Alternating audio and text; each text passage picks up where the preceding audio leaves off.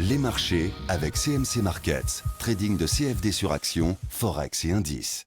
Salut, c'est Trado, content de vous retrouver pour cette mise à jour quotidienne du CAC et également pour Metex qui m'a été demandé beaucoup de fois par mail et sur Boursorama. Alors voilà où on en est pour le CAC 40 pour commencer. Alors c'est marrant parce que franchement cette séance de baisse de plus de 1% peut difficilement s'expliquer par les fondamentaux parce que une partie déjà de ce qui effraie les intervenants était déjà sur les tablettes hier, mais bon, on va dire que c'était quasiment un prétexte aujourd'hui. Les craintes de blocage sur les négociations de la dette grecque ont fait peur au marché et c'est vrai que maintenant qu'on est face à une situation où le gouvernement est établi en Grèce, la gauche radicale, ça prend forme et certains pensent qu'on réalise juste les difficultés qui s'annoncent avec le risque de contagion, etc. Bref, les marchés n'ont pas aimé. Et également, par contre, ce qui est vrai, c'est que les résultats des entreprises européennes et US ont déçu. Autant les géants européens comme Siemens, Philips que Microsoft, entre autres, ou Caterpillar, les résultats ont été assez faiblards et les marchés ont accueilli ça assez fraîchement. Pourtant, il y a une amélioration, notamment aux États-Unis, avec l'amélioration de la confiance du consommateur US. Mais là, aujourd'hui, on a décidé de l'ignorer. Et le résultat des courses, c'est une baisse assez conséquente de 1,1% qui a pu aller jusqu'à 1,2, 1,3 en séance, puisqu'on est allé chercher les 4590. Bon, alors les signes annonciateurs, c'était le sommet en pince que j'ai mentionné hier et qui est confirmé aujourd'hui par un triple sommet en pince. Regardez, c'est encore plus joli qu'hier, puisque le sommet en pince était assez bancal, on va dire, mais là, le plus haut d'aujourd'hui et le plus haut d'hier et le plus haut d'avant-hier sont à peu près en phase. Donc c'est le même signal d'indécision. En tout cas, il y a une résistance qui vient de se créer sur les 4675. C'est une évidence.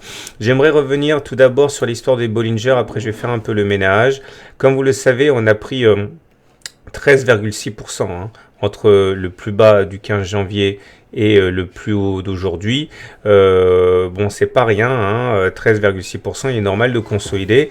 Et là, vous voyez qu'on a réintégré les Bollinger, c'est-à-dire qu'après avoir fait T1, T2, T3, T4, T5, il n'y a pas T6 puisqu'on ne culture pas au-dessus des Bollinger, mais bien à l'intérieur.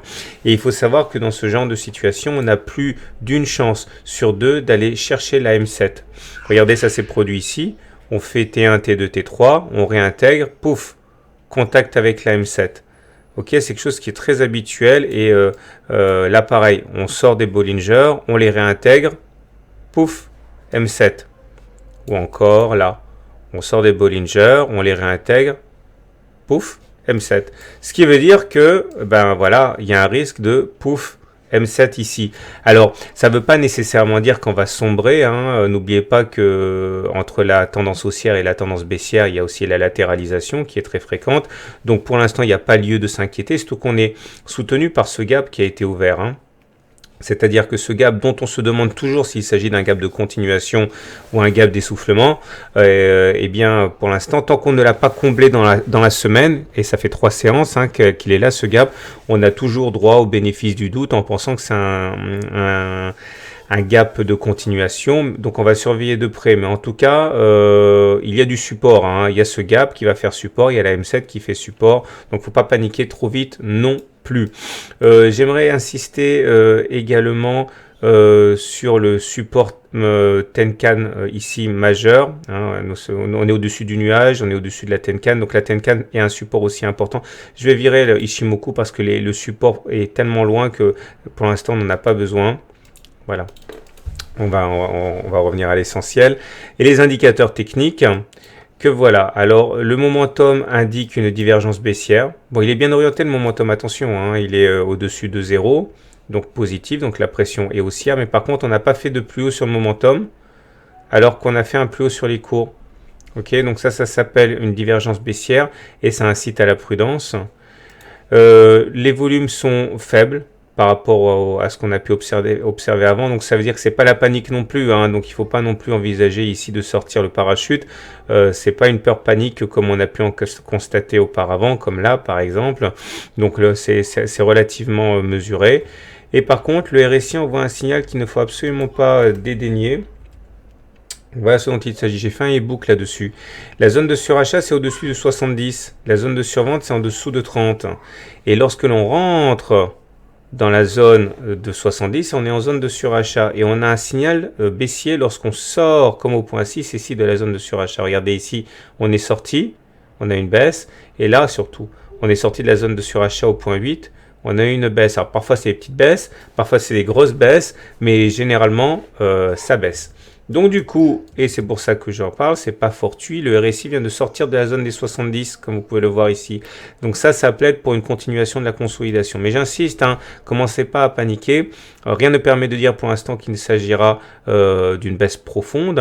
Il peut simplement s'agir d'une consolidation et surveiller de près ceci. En tout cas, on devrait être freiné au moins pendant un petit moment à présent. Voilà, donc mon scénario pour les jours qui viennent, ce sera un test du fameux gap. Ils vont aller regarder ce que les haussiers ont dans le ventre. On suivra ça de près. Maintenant, place à Metex qui m'a été demandé de très nombreuses fois.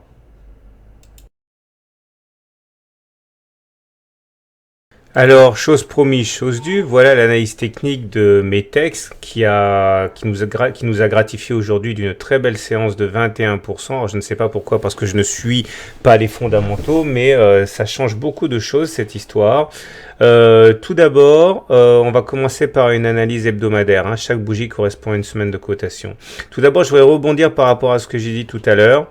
Regardez, lorsque l'on clôture au-dessus de la Bollinger, on a eu ici T1, T2, T3, T4, T5, T6, T7, T8, on a eu T8. Et remarquez que chaque fois que l'on réintègre les Bollinger, enfin chaque fois non c'est pas vrai, mais très souvent on va chercher la M7, c'est ce que j'ai dit tout à l'heure, regardez, ça ne manque pas sur mes textes non plus, quand on réintègre les Bollinger, on va chercher la M7. Ok, et aujourd'hui, on a encore pris appui sur la M7 avant de repartir de l'avant. Donc gardez ça à l'esprit. Parce qu'au moment où on réintégrera les Bollinger, il y a fort à parier pour que le tarif syndical minimal, c'est d'aller chercher toujours et encore cette moyenne mobile à cette semaine. On va maintenant se départir des Bollinger pour gagner un petit peu en clarté. Voilà. J'aimerais également parler un petit peu du système de dos. Qui est le suivant. Regardez, alors là, pas grand-chose de neuf pour le coup, puisque, regardez, quand les pics étaient descendants, et que les creux étaient descendants, on était en tendance baissière. On a eu droit à une période où on a latéralisé comme ça, et depuis maintenant, août 2014, on se retrouve dans une situation où les creux et les pics sont ascendants. Autrement dit, on a tendance haussière. Alors, ça nous fait une belle jambe, vous auriez pu vous en douter avec les 21%, mais ça veut dire en tout cas que tant qu'on ne descend pas en dessous des précédents plus bas, eh bien on sera toujours en tendance haussière malgré les corrections qui pourraient avoir lieu ici et là. Alors pourquoi est-ce qu'on a bloqué aujourd'hui? Il semblerait bien qu'on ait une zone ici de résistance importante qui correspond en fait à la zone qui n'a pas été franchie depuis avril 2010. Globalement, j'aurais pu même tirer un petit peu jusqu'à là. Voilà, globalement, cette zone a été pénétrée à plusieurs reprises, ici et là, mais à aucun moment on a réussi à clôturer au-dessus. Et la tentative a été avortée également aujourd'hui. Il y a fort à parier pour que des traders aient eu peur justement de cette zone de résistance et lâché la proie aux alentours de cette zone comprise entre 6,5 et 7,3. Donc il est clair qu'une clôture au-dessus des 7,3 € pourrait véritablement déclencher une nouvelle jambe haussière, mais bon, ce ne sera pas une mince affaire parce que comme vous pouvez le voir, ça coince, du moins ça coinçait aujourd'hui.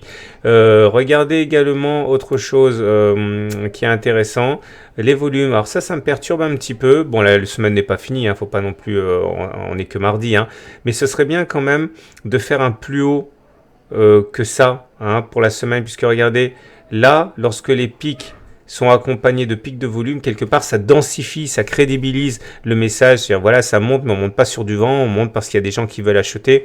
Là pour l'instant on est simplement à 6150K, alors que le précédent plus haut il s'est fait avec 12,2. Donc ça serait bien que les volumes augmentent et dépassent pour crédibiliser la hausse. Mais bon, pour l'instant tout est à jouer, on est que mardi, donc globalement vous avez compris, il faudrait clôturer à l'intérieur de à l'extérieur de cette zone et avec des volumes conséquents. Surveillez le RSI comme sur le CAC. Hein. Tant qu'on se maintient au-dessus de 70, on n'a pas de signal baissier du RSI. Si on devait effectivement sortir de la zone de 70 sur le RSI, comme ça a été le cas ici, là on aurait une alerte. Hein, mais pour l'instant, encore une fois, ce ne sont que des signaux, des repères. Hein. Il n'y a pas de danger pour l'instant. Donc on est aussi au regard du système Ichimoku, puisqu'on est au-dessus du nuage. On est aussi au regard du système de dos, et on est simplement confiné par cette zone. Alors comme on a beaucoup monté aujourd'hui, j'aimerais vous montrer une petite analyse mensuelle simplement pour avoir une idée de ce que ça change, la séance d'aujourd'hui. C'est ça qui est bien, c'est que regardez, comme on peut le voir ici, le nuage Ichimoku, il s'est imposé au cours depuis, globalement mars 2010. Hein. Donc tant qu'on est en dessous du nuage, on est en tendance baissière. C'est pour ça qu'on a vraiment subi les foudres des baissiers. Mais si on passe au-dessus du nuage, comme c'est le cas en hebdomadaire, on passe en tendance haussière de très long terme. Et là, regardez, c'est en train de se jouer maintenant en mensuel. Il semble bien que le mois de janvier soit propice à une clôture au-dessus du nuage. Ce serait vraiment très bien. Attention, il faut vraiment une bougie de confirmation. Donc idéalement, il faudrait clôturer au-dessus du nuage, c'est-à-dire clôturer au-dessus des 5,2 et ne pas réintégrer le nuage le mois prochain. Autrement dit, une bougie au-dessus du nuage et une bougie de confirmation au-dessus du nuage, et on basculerait en tendance haussière mensuelle, ce qui serait vraiment très très bien. Voilà ce qu'on pouvait dire de l'analyse de mes textes, de Metabolic Explorer.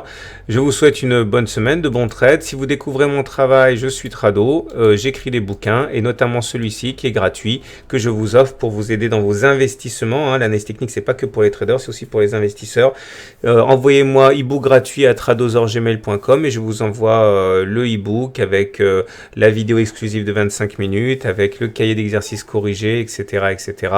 N'hésitez pas, c'est gratuit. À très bientôt pour la mise à jour.